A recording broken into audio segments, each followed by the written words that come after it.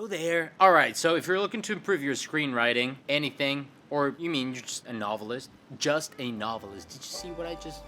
If you're an amazing novelist, a writer, a storyteller, you could use these books to improve your craft. We're going to be talking about Save the Cat, Screenplay, and On Writing by Stephen King. These books are going to up your game in every sense. Yes. So let's get into it.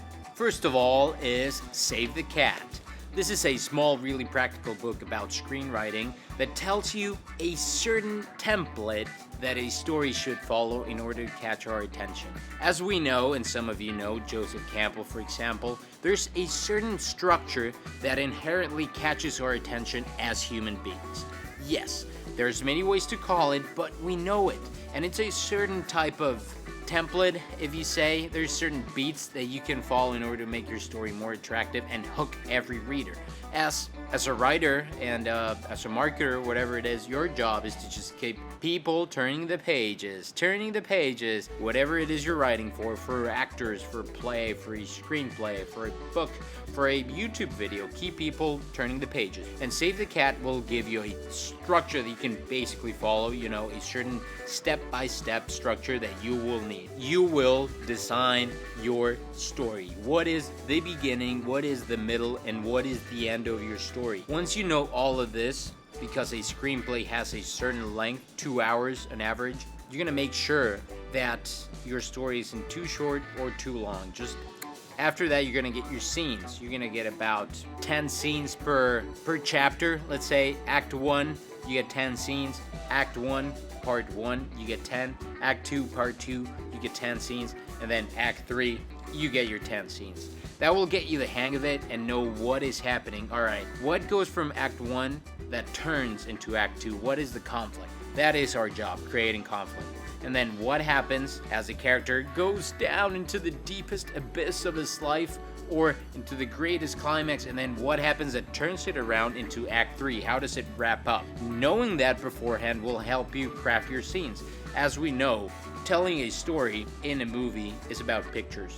Show, don't tell. What is it? What is the action that the characters are doing that tells us about the character, about the story, about environment, about the context? That is important. This will help you in Save the Cat. Of course, Blake Snyder does a much better job than talking about it than I do, so if you're interested about this and crafting your first movie or screenplay, please go read it. Number 2, we got Screenplay by Sid Field. This is actually a really close book to Save the Cat, so if you got little time and you just want to get practical about it, go read Save the Cat. If you read it and you like it and you feel like you're in need of more, I believe you could use Screenplay. I believe this was the original book that Blake Snyder using to craft his book. It's interesting and goes into a lot more detail into film, but it's basically the same process. Get your story, break it down into your 3 acts, know the turning points, know what is the incident that creates conflict for your character and why he wants to overcome it.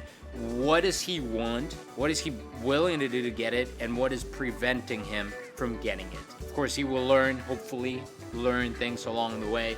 And that is what Screenplay tells you. It's a really good sort of tool, these tools that just get you out of the rut zone and then just get you on with it. That's all they are, tools. Your storytelling will only improve when you start writing or doing. And the third book is On Writing. I know. What are we talking about? I'm saying Screenplay, and then I'm talking about On Writing by Stephen King. Whatever it is. Storytelling is universal. We're just switching mediums.